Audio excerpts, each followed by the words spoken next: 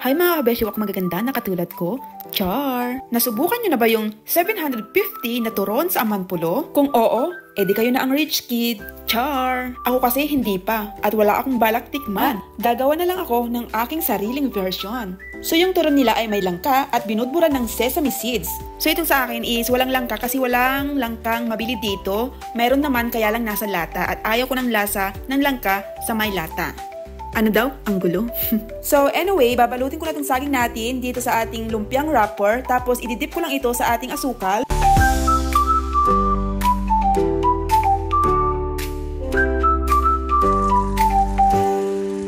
Tapos syempre mga kabeshi is ipiprito na natin ito. Magpainit tayo ng kawali, maglagay ng mantika. Tapos pag mainit na yung mantika, iprito na natin itong binalot nating saging. Excited na ba kayo mga kabeshi? Ako rin excited na.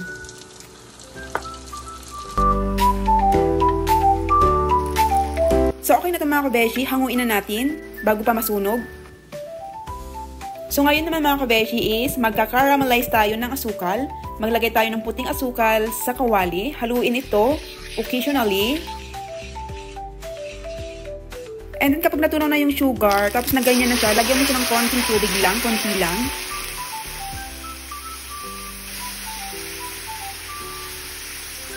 Tapos, haluin lang ito at patayin na ang apoy. In English, kill the fire. Char! So, pwede nang ilagay yung turon at iikot lang ito hanggang sa makoat itong turon natin. Kapag okay na, ilagay sa plato. At maglagay na rin tayo agad-agad ng sesame seeds. And then, syempre, yung ating bida, yung ating ice cream.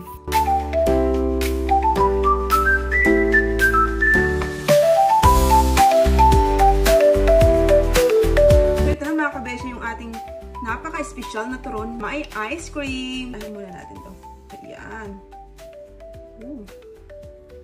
Tulo na yung ice cream mga kabeshi.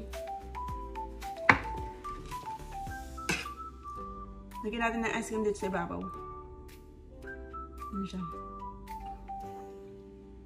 Sarap.